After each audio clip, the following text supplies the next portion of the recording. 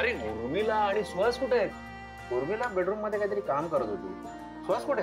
सुहास बाहेर गेलाय. बाहेर सकाळ सकाळ?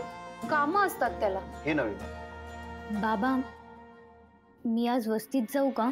वस्तीत? का तुला पण ओढ लागली आहे का आता वस्तीची? मी अभ्यासासाठी जायचं म्हणत होते आणि मी बाबा तुम्ही सांगा ना मी जाऊ का? काका काही गरज नाहीये हिला पाठवायची. तो वस्तीतला मुलगा येतो ना इथे शिकवायला तेवढंच बास झालं. हो तू येतो ना.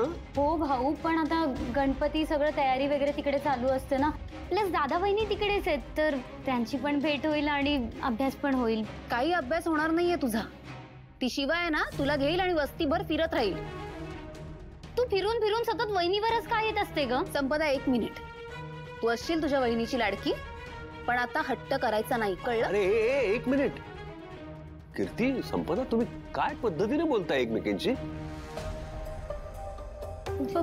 पण भाऊ मी तुझ्याशी बोलतेय का? मी बाबांशी बोलतेय ना. ती कशाला मध्ये मध्ये बोलते?